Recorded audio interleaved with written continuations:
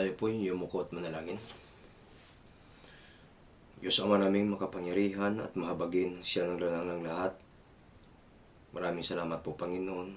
Una po sa lahat ng kaligtasan na iyong pinagkaloob po sa amin na bawat isa. Ay lubos po kami nagpapasalamat dahil kami noon ay nabubuhay sa aming kagustuhan, sa aming kalooban. Subalit kayo po ay nagkaroon ng habag upang kami po ay maligtas sa walang hanggang pagkawasak sa impyerno. Ngayon po, lupos din po kami nagpapasalamat dahil kami po ay patuloy po ninyo kaming iniingatan sa kung saan po yung iglesia ng Diyos na kami po inilagay upang gabayan kami sa aming pananampalataya. Naway ingatan niyo po mga brothers and sister na sila man po ay maging maingat sa kanilang pananampalataya hanggang po sa inyong pagdating. Gamitin din po ninyo kami, Panginoon, sa pagpapahayag ng inyong Ebanghelyo upang makapagligtas ng mga naliligaw na kaluluwa.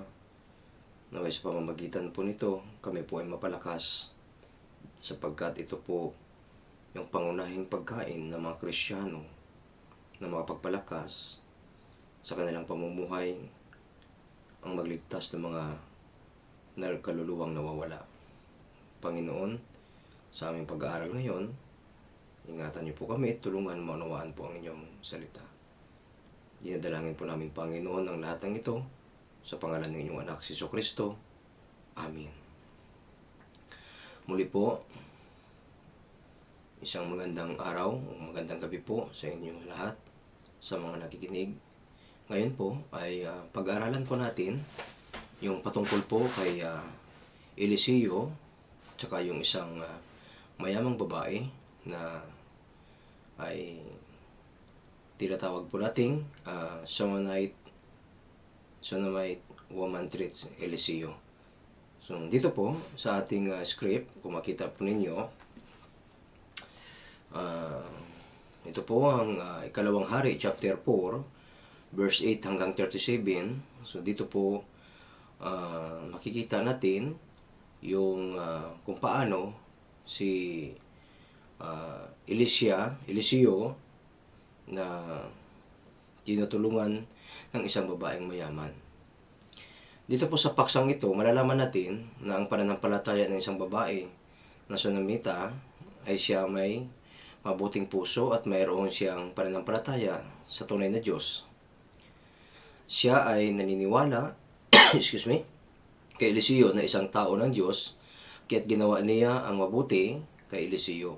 Ginawa niya ang mabuting pakikitungo kay Eliseo na tao ng Diyos, at sa pamamagitan ng kanyang kabutihang kaloob at mabuting gawa para kay Eliseo, siya ay tumanggap ng biyaya mula sa Diyos na hindi niya inaasahan. Binigyan siya ng Diyos ng isang anak dahil sa kanyang kabutihang loob. Subalit, nang malaki na ang bata, bigla na lamang namatay, ngunit siya ay nakatanggap din ng himala o biyaya na mula sa kapangyarihan ng Diyos nang muling binuhay ng Diyos sa pamamagitan ni Eliseo.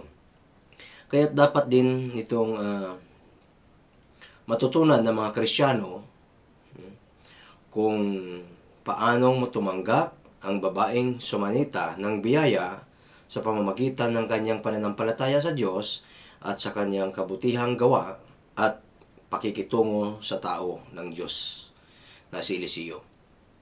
Upang tayo makapamuhay ng tapat sa Panginoon, nararapat na sumunod sa salita ng ating Panginoon Diyos na may pananampalataya na walang anumang pag-alinlangan sa ating buhay Kristiyano, na mapatuloy hanggang sa muling pagparito ng ating Panginoon Jesucristo. Kaya po, Si Eliseo ay tuwing dumadaan siya sa Sunem, mayroong isang mayamang babae na humihimok sa kanya na kumain ng tinapay sa tuwing siya ay daraan. Siya ay may pananampalataya sa Diyos, kaya nabatid niya na si Eliseo ay isang tao ng Diyos kasama ng kanyang asawa na pinakitunguhan nila ng mabuti si Eliseo at ginawa nila ito ng maliit na silid na kumpleto ang kagamitan upang kapag siya ay dumating, siya ay makatuloy doon upang makapagpahinga. Dahil sa sila ay isang mayaman, hindi na nila kinakailangan ang anumang bagay, ngunit anak ang kulang sa kanila. Wala silang anak. Kaya sinabi ni Eliseo sa kanya sa ikalawang hari, chapter 4, verse 16 to 17, sa panahong darating na ikaw ay yayakap ng isang anak na lalaki, kaya naglihi siya at nanganak ng isang lalaki.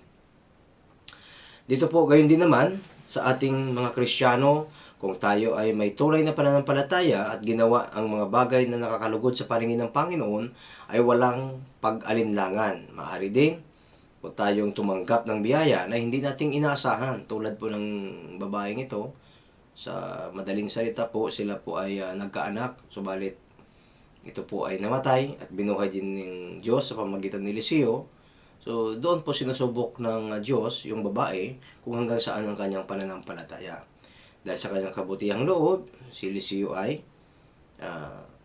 ginabayan ito sa pamamagitan po ng salita ng Diyos. Una po, ang pananampalataya ng isang babaeng Sumenita. Dito sa ikalawang hari, chapter 4, verse 8 to 10. Dito po sa ating script, page 1. Ikalawang hari, chapter 4, verse 8 hanggang 10. Babasahin ko po sa inyo. Isang araw, si Eliseo ay dumaan sa Sunem na naroon ay nakatira ang isang mayamang babae na humihimok sa kanya na kumain ng tinapay. Kaya tuwing siya ay daraan doon, ay pumunta siya roon upang kumain ng tinapay. Verse 9, sinabi niyang kanyang asawa, tingnan mo, aking nahalata na ito ay isang banal na tao ng Diyos na laging nagdaraan sa atin. Gumawa tayo ng isang maliit na silid na may dingding at ating ipalagay na siya roon ay isang higaan, isang hapag, isang upuan at ng isang ilawan. Upang tuwing siya ay darating sa atin, siya ay makakatuloy doon upang makapagpahinga. So dito po, makita po natin na si Eliseo na isang anak ng isang tao ng Diyos ay nakita ng isang babae na Sunimita na ang pamumuhay ni Eliseo na may kabanalan, kaya't ito ay kanyang nahalata na siya ay isang tao ng Diyos. Gayon din naman sa atin. Gayon din naman sa atin, pagkatapos nating maunawaan at tumanggap ng kaligtasan, ay kinakailangan nating lumago sa pananampalataya upang matutunan natin kung paano lumakad ng nararapat na may kabanalan sa harapan ng Diyos kasama ang mga kapatid ng mga Kristiyano, ng mga kapatid kay Kristo na nagkakaisa at nagmamahalan upang lubos maunawaan ang pag-ibig ng Diyos at maging marangal ang pag-uugali sa bawat isa sa harapan ng Panginoon Diyos at sa mga tao sa loob ng iglesia ng Diyos. So, kumakatawan din po ito sa pagkatapos natin maunawaan ng kaligtasan, kailangan po nating maging matatag sa ating pananampalataya upang ang kabanalan ay makita ng tao, na katulad po na nakita kay Eliseo ng isang babae. Kaya sabi po ay maging marangal ang pamumuhay sa gitna ng mga hindi mananampalataya. So ito po ay kumakatawan sa atin bilang mga Kristiyano na itinuturo sa atin ng Diyos sa pamamagitan ng Biblia nga nagpapatuloy sa church, ay kailangan ay lumago sa pananampalataya na may kabanalan. Kaya sa 1 Peter, unang Pedro, chapter 2, verse 12, sabi po dito, babasahin ko po, Unang Pedro chapter 2 verse 12. Maging marangal ang inyong pag-uugali sa gitna ng mga hintil upang kung magsalita sila laban sa iyo na parang kayo gumagawa ng kasamaan, ay makita nila ang inyong mabubuting gawa at luwalhatiin nila ang Diyos sa araw ng pagdalaw. Okay? Katulad ng babaeng Sunamenita na nampalataya siya sa Diyos kasama ang kanyang asawa dahil nakita nila ang pagkilos o yung pamumuhay o yung paglalakbay ni Eliseo na sa pamamagitan ng magandang pag-uugali at mabuting gawa na buhay, kaya't naluwalhati nila ang Diyos sa pamamagitan ng kusang loob ng pag-alok kay Eliseo ng kanilang inihandang silid panaluyan. Kaya ito po ay kumakatawan na ang mga tao na gustong iligtas ng Diyos ay tumutulong sa pangangailangan ng mga mangangaral na tulad kay Eliseo. Kaya nung naunawaan nila na ang Diyos ay kasama ni Eliseo, so hindi sila nag-alinlangan na tumulong. Kaya dito sa ikatatlo, number 3, mabubuting pamumuhay ng mga Kristiyano. Sa ikalawang hari pa rin po, chapter 4 verse 9, sabi po dito, babasahin ko ikalawang hari, chapter 4 verse 9, sinabi niya sa kanyang asawa, tingnan mo, aking nahalata na ito ay isang banal na tao ng Diyos na laging nagdaraan sa atin. Ang babaeng Sunamenita ay nahalata niyang si Eliseo ay isang banal na tao ng Diyos. Kaya't pinakatinguhan niya ito ng kabutihan. Ang pagsunod sa Panginoon, Hesus ay nararapat nakatuon ang ating mga puso ang ating puso sa mga bagay na makalangit na pagsunod sa salita ng Diyos. Sa pamamagitan ng mga mabuting gawa ay maaari tayong gamitin ng Diyos sa mararangal, no, sa pangangaral ng kanyang ebanghelyo upang makapagligtas ng mga kaluluwang nawawala. No?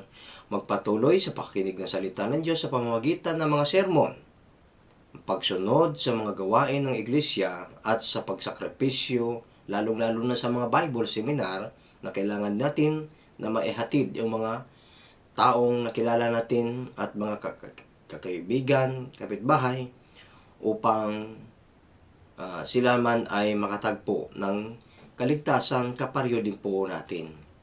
Kaya upang tayo higit pang lumago at maging tanging kagamitan sa iglesia ng Diyos sa pagpapalaganap ng ebanghelyo. So, walang ibang uutusan ang Diyos sa mundong ito, kundi tanging mga ligtas, tanging mga tunay na Kristiyano, tanging mga born again, ang siyang utusan ng Diyos upang ang mga tao ay makatagpo ng tunay na kaligtasan. Subalit, hindi po ito magagawa kung ang ating Kristiyanong pamumuhay ay hindi nakakalugod sa harap ng Diyos. Kaya tinuturo dito sa 1 Peter chapter 3 verse 15 to 16. So madali po siyang basahin pero minsan po mahirap gawin, no? Mahirap gawin. Ano kailangan dapat gawin? Practice, i-practice. Sabi dito sa verse 15, kundi sa inyong mga puso ay pakabanilin ninyo si Kristo bilang Panginoon, na lagi kayong maging handa na ipagtanggol ang bawat taong humihingi sa inyo ng katuwiran tungkol sa pag-asang nasa inyo. Verse 16, kung atin itong ngunit gawin ito ng may kaamuan at paggalang, ingatan ninyong malinis ang budhi upang kapag kayo inalipusta ang mga nagsasalita laban sa inyong mabubuting paraan ng pamumuhay kay Kristo ay mapapahiya. No? Kailangan nating makikita. No?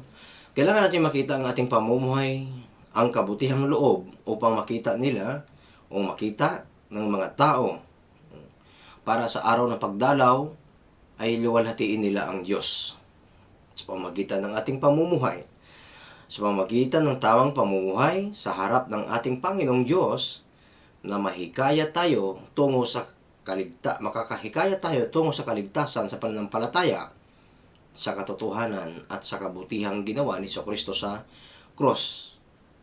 Namatay po si Jesucristo para sa lahat ng tao, pero kung hindi alam ng mga tao na ang kamatayan ni Jesucristo ay para sa kanila, tayo po ang may pananagutan nito.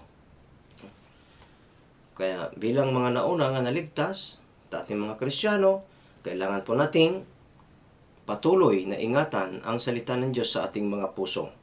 Proverbs chapter 16 verse 21, Aklat ng Kawikaan chapter 16 verse 21, ang pantas na puso ay tinatawag na taong may pangunawa at nagdaragdag ng panghihikayat ang kanyang kayaayang pananalita. Kaya ang nabanggit na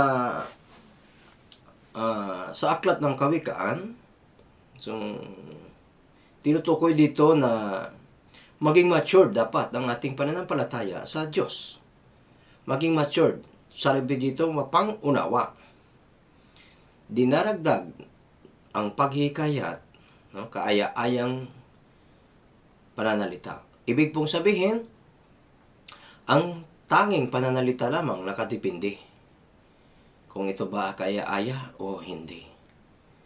Minsan po, kahit mga ligtas na, kahit mga born again na, pero ang pananalita, hindi po maiwasan, ay nandyan pa rin po ang likas na matatalim.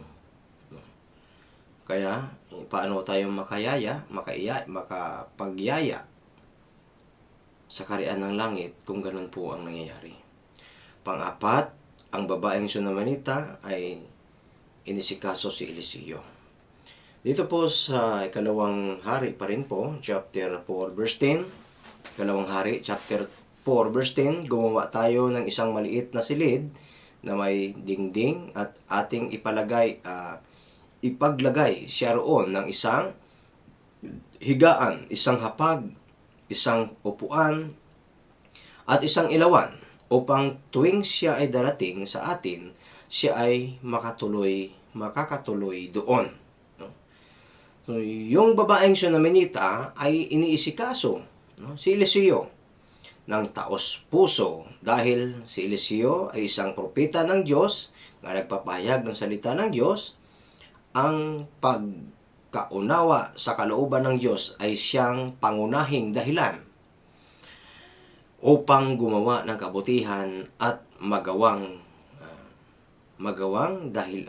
mahalin ang kapwa-tao. Ito ang nais ng Diyos sa mga taong pagkatapos makatanggap ng kaligtasan ay dapat maisabuhay kung ano ang kalooban ng Diyos na ating mga pag-aaralan.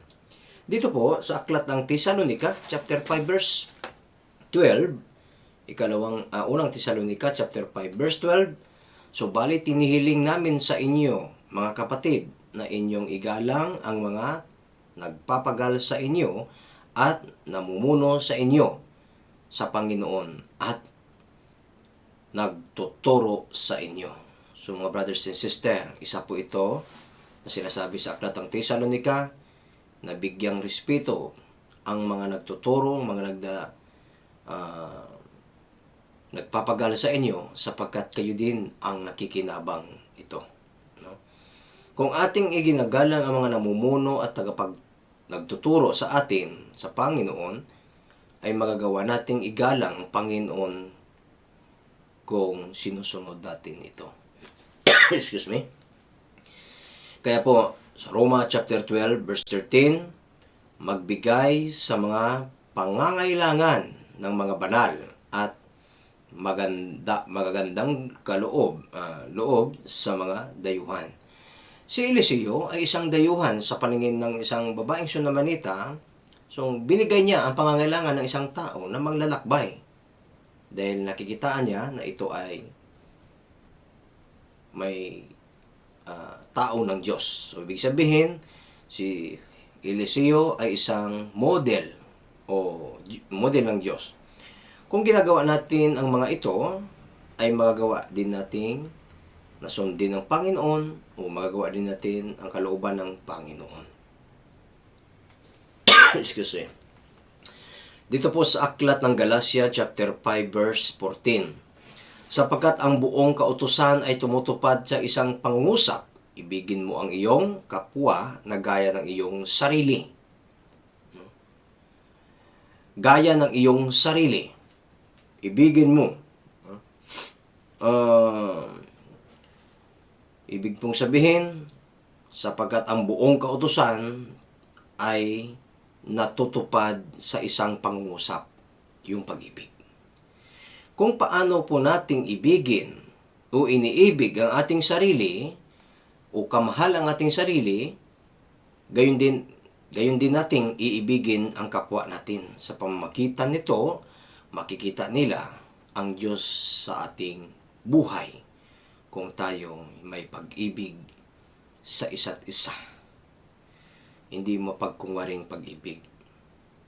Gusto ni Eliseo, number 5, na ibalik ang kabutihang ng babae na sumanita sa pamamagitan po ng kaloob. No? Kaya sa ikalawang hari, chapter 4, verse 13 to 14, chapter 12 to 13, ikalawang hari, chapter 4, verse 12 to 13, sabi po, sinabi niya kay Gehazi na kanyang lingkod, tawagin mo ang sumanitang ito. Nang matawag niya, siya ay tumayo sa harapan niya. Sinabi niya sa kanya, sabihin mo sa kanya, yamang ikaw ay nag-abala ng lahat ng ito para sa amin, ano nga ang magawa para sa iyo? Ibig mo bang ipakiusap kita sa hari o sa punong kawal ng mga hukbo? At siya'y sumagot, ako'y naninirahang kasama ng aking sambahayan. Ano nga ba ang magagawa ko, no? Para sa iyo? Pakiusap.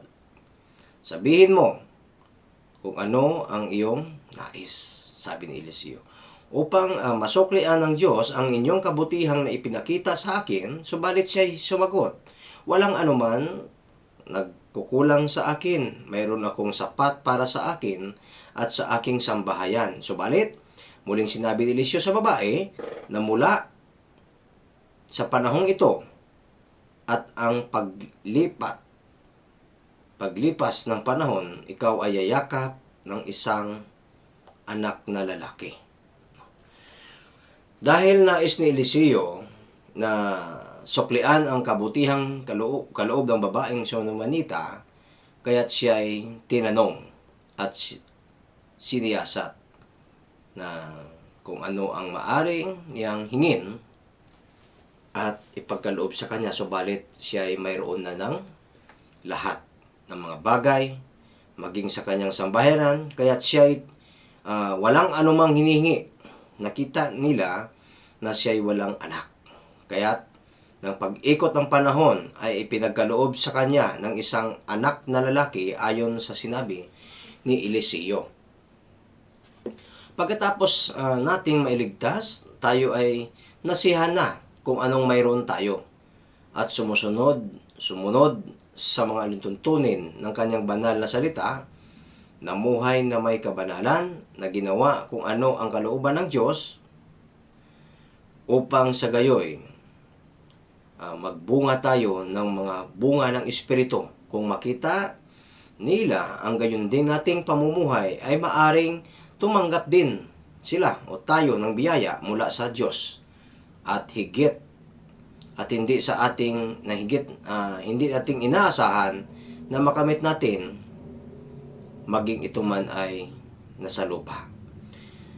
O ibig sabihin, pisikal na biyaya, kung ginagampanan natin ang kalooban ng Diyos na espiritual, ay ito po'y binibigay ng Diyos upang matustusan ang ating espiritual na pamumuhay.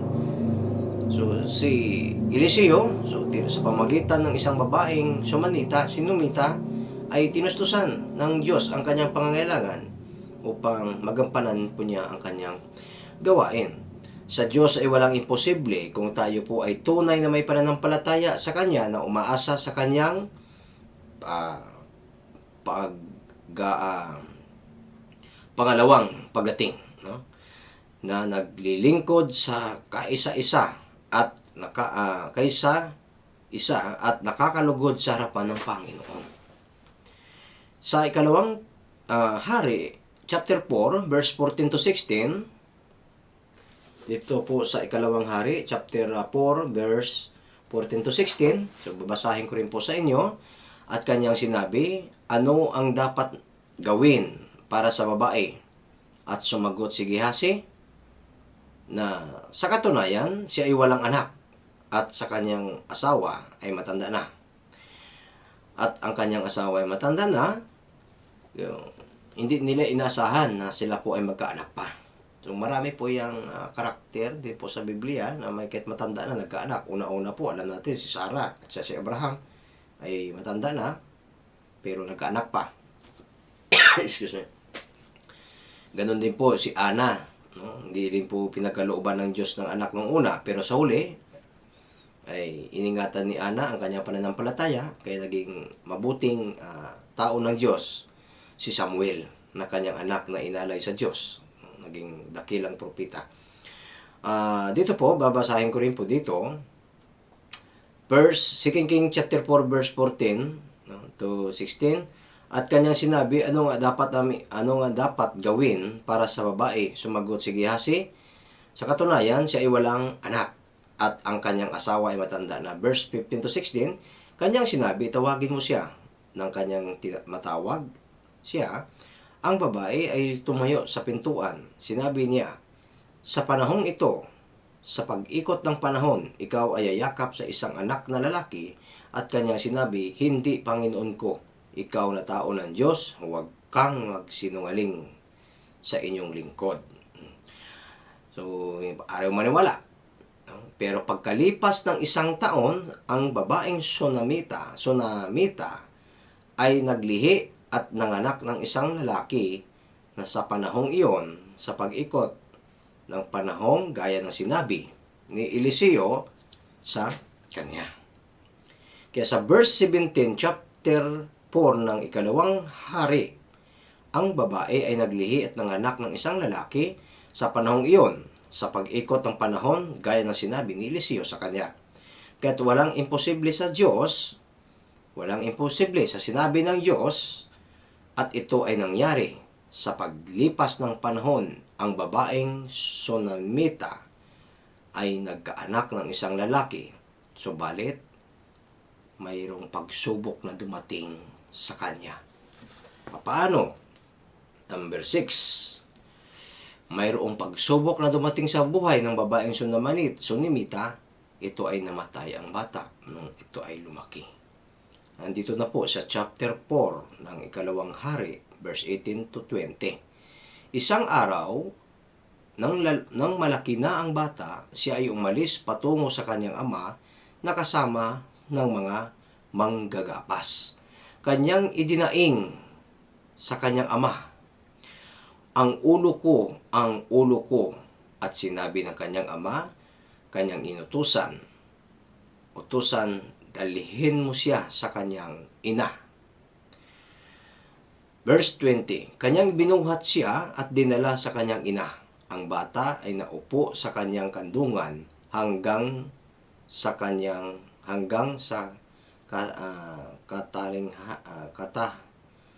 haling tapat, at siya ay namatay. Ito po yung kalunos-lunos yung nangyari po sa bata. So, kaya po biglang nagkaroon ng pagdaramdam ang bata at ito ay namatay. Kanyang inihiga ang kanyang anak sa patay sa silid ni Eliseo upang maiparating ang nangyari sa bata. Siya ay walang pag-alinlangan. Iniwan niya ang bata na patay at siya ay nagtungo kay Eliseo. Excuse me. Gayon din naman po sa atin, no? Maaring dumating ang mga kahirapan o yung pagsubok na hindi natin inaasahan, no? Kailangan na lamang natin ito ay dalhin at paalam sa Diyos. Dahil sa lahat ng bagay ay nangyari ayon sa kanyang kalooban. Lahat ng bagay, alam ng Diyos. At nakikita po ng Diyos kung saan tayo nahirapan. Kaya yan po ay kalooban pa rin niya, ano man ang mangyari. Sa Philippians o Pilipos chapter 2 verse 13, sapagkat Diyos ang gumagawa sa inyo maging sa pagnanais at sa paggawa para sa kanyang kabutihang loob. Minsan po, pinapadanas tayo ng Diyos upang tayo'y maging matatag pa kapag atin ito nalalampasan, hanggang sa tumatag, dumarating, malampasan, dumating, malampasan, tumatag.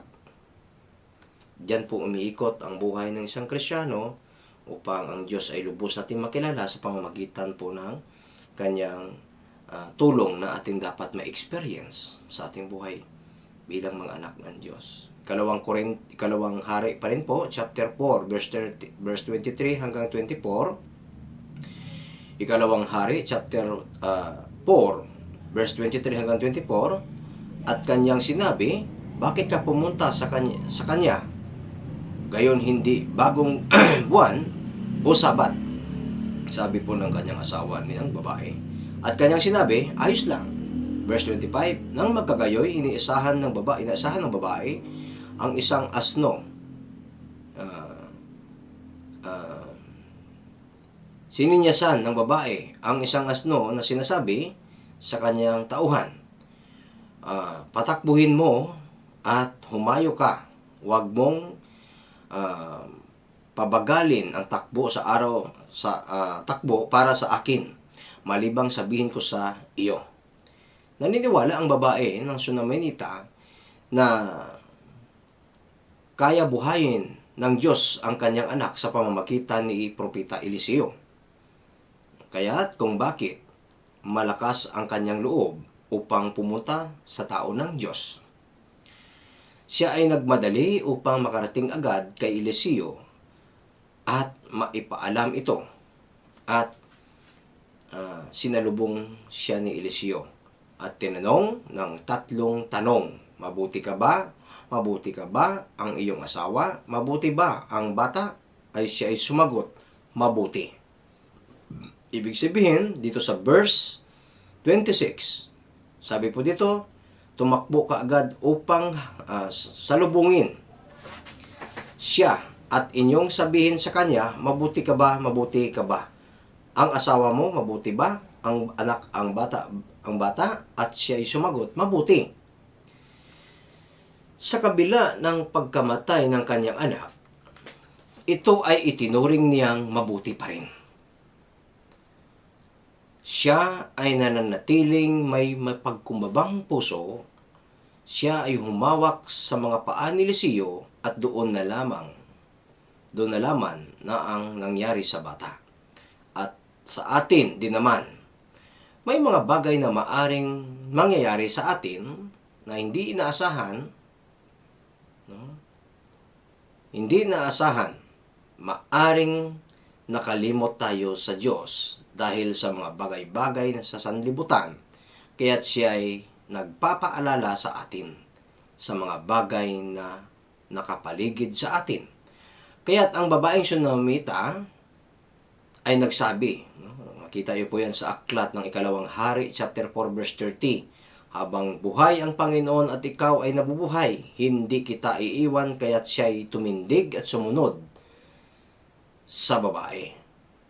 Sa chapter 4 ng Ikalawang Hari, verse 32 hanggang 33, Ikalawang Hari, chapter 4, verse 32 hanggang 33, nang si Eliseo ay dumating sa bahay, nakita niya ang bata ay patay at nakahiga sa kanyang higaan. Verse 33. Kaya't siya'y pumasok at sinarhan ang pintuan sa kanilang dalawa at nanalangin sa Panginoon.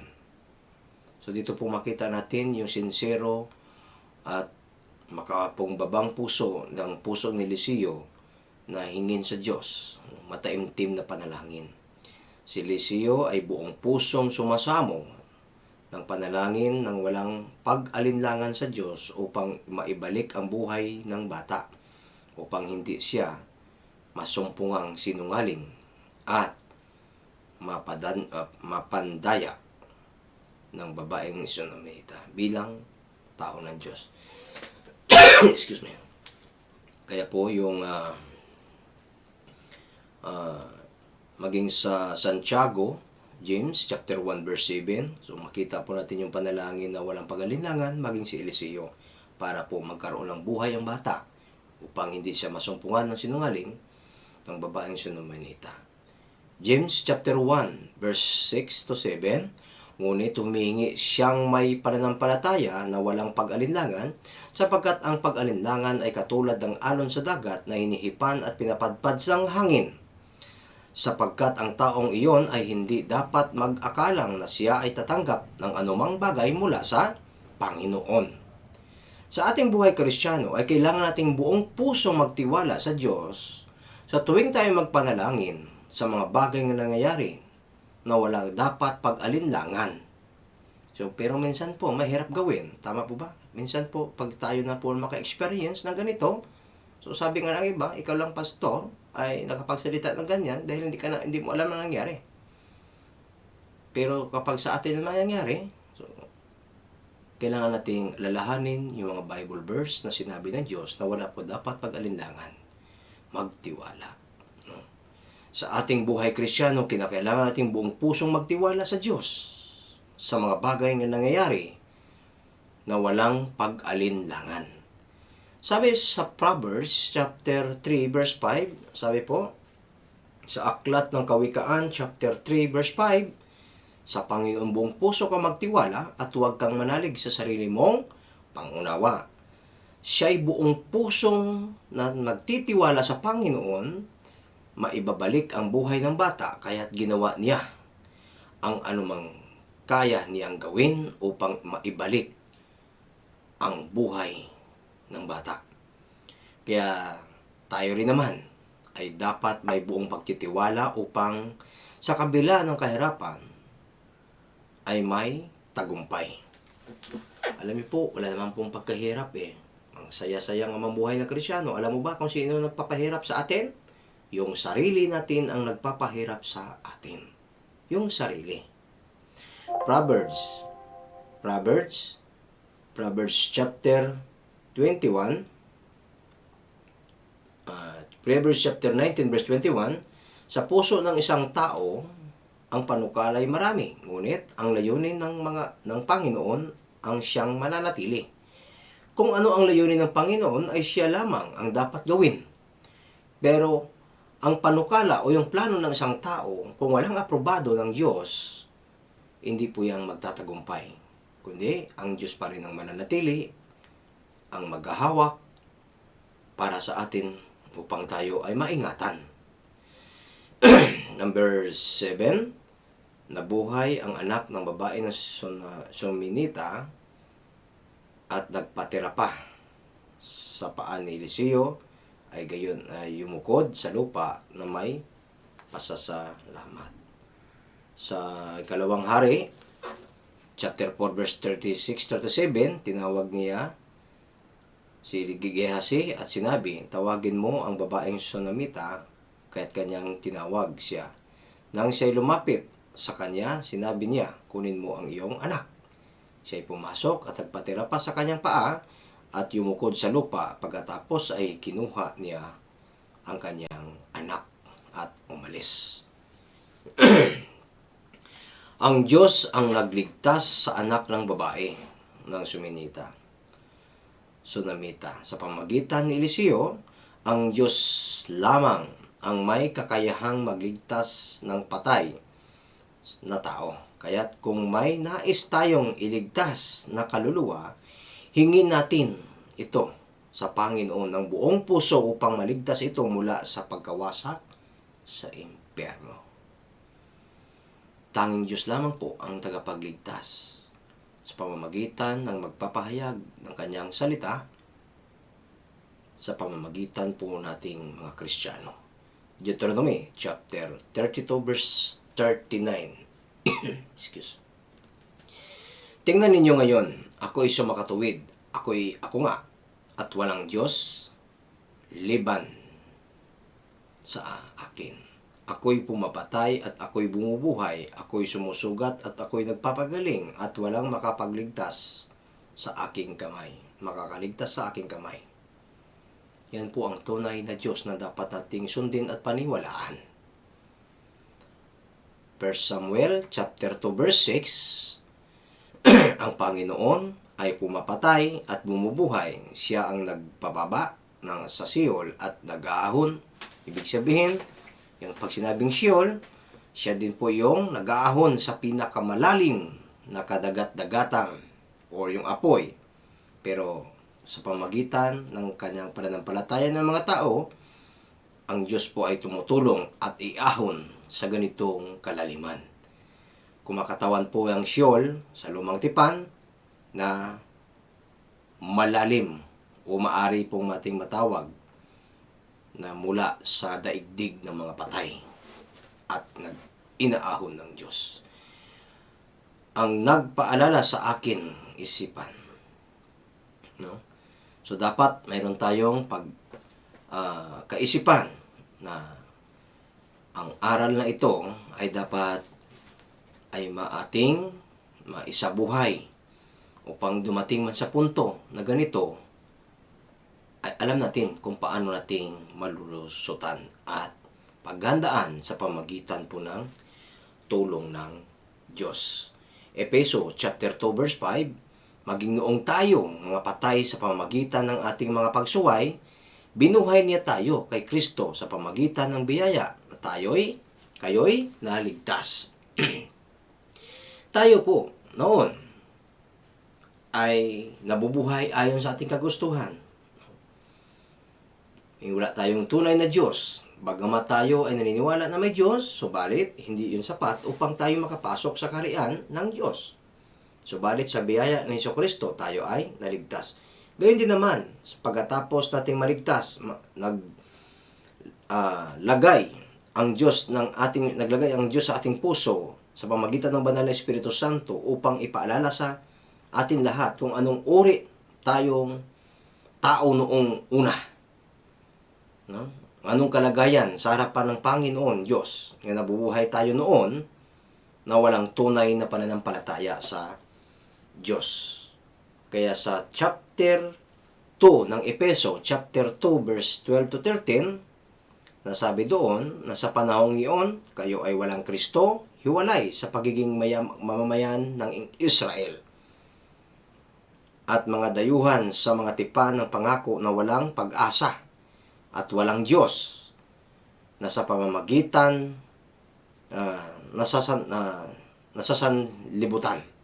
Subalit, ngayon ay na kay Kristo Jesus, tayo noong una ay malayo ay inilapit sa pamamagitan ng dugo ni Jesucristo.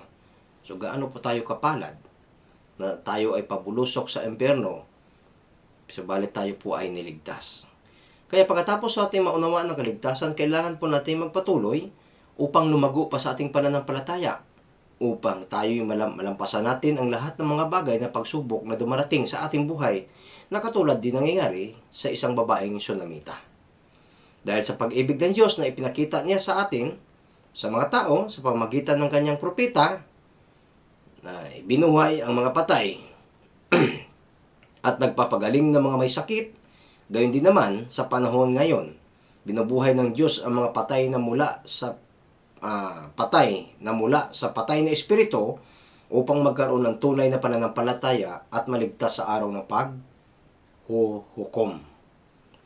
James chapter 2 verse 26, ang tunay na nanampalataya dapat ay buhay ang espiritu at gumagawa ng kalooban ng Diyos. Sapagkat kung paano ang katawan ay walang espiritu, ay patay. Yun yung mga taong hindi saved. Walang espiritu ng Diyos. Patay. Gayon din naman sa mga naligtas. Kaya, ang tunay nga naligtas, mayroong pananampalataya. No? Pero kung ang pananampalataya na walang mga gawa, walang pagsunod, katulad siya ng taong hindi ligtas, patay ang espiritu, hindi kumikilos, tulog, hindi gumagawa ng kalooban ng Diyos, walang pinagkaiba. No? Maaari po siyang pupunta ng langit, pero hindi siya mapakinabangan ng Diyos sa mundong ito habang siya ay nabubuhay. Yan ang sinasabi sa Santiago chapter 2 verse 26. Na gayon din naman, ang pananampalataya ng mga walang gawa ay patay. Ang babaeng Sunamita, mayroong pananampalataya sa Diyos kaya nagawa niyang paglingkuran ang propeta ng Diyos na si Eliseo. Subalit, dahil sa kanyang kabutihang ginawa sa tao ng Diyos, gusto ng Diyos na ibalik o suklian ang mga ito. Kaya sa paglipas ng panahon, siya ay nagkaanak na ito. So ito po yung pinaka-summarize ng buhay ng isang Sunaminita na inalagaan o sinerbisyuhan si Eliseo. Kumbaga sa English ay treats, no? Treats. Tinreat siya. Kaya, ang babae ay nanampalataya na may basihan sa Diyos. So, sabi nga sa Hebreo, chapter 11, verse 1, ngayon, ang pananampalataya ay katiyakan sa mga bagay na inaasahan, ang paninindigan sa mga bagay na hindi nakikita. Yung babaeng Sunaminita, ay siya po ay nanampalataya, alam niya mayroon siyang katiyakan kahit hindi po ito nakikita, dahil ito po ay bigyan siya ng puso ng Diyos upang maging ehemplo sa mananampalataya sa panahon natin ngayon. Hanggang dito na lang po ang ating pinag-aralan. Sana po pagbulay-bulayan nyo pa po. Kung mayroon kayong ibang mga alam, pwede nyo po dito i-meditate o idagdag upang marami pa po tayong matutunan at may apply sa ating pamumuhay bilang mga anak ng Diyos. Tayo po yumukot manalangin.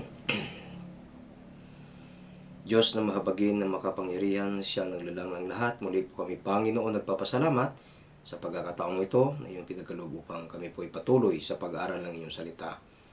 Kaya Panginoon, sa pamagitan ng pag-aaral nito, yung pagtulong ng isang babae kay Eliseo, yung propeta ng Diyos, naway ganun din po sa aming puso na paglingkuran yung mga mga brothers and sisters, ganun din po yung mga seniors, pastors, mga evangelists, na may matutunan po namin kung paano kami magpasakop sa pamamagitan po ng tulong ng Diyos, sa pamamagitan din po ng awa ng Diyos. Kaya Panginoon, bawat isa, ingatan po ninyo, lahat po nagpapahayag ng Ebanghelyo, lalo pong week na ito ay napakarami pong nagpapahayag ng Bible Seminar, ang inyong salita, upang maligtas po yung mga nakikinig. Kaya ingatan niyo po ang bawat isa at gabayan hanggang po sa inyong pagdating. Ang lahat nito dinadalangin namin sa pangalan ng inyong anak, si Jesucristo. Amen. Salamat po sa inyong pakikinig.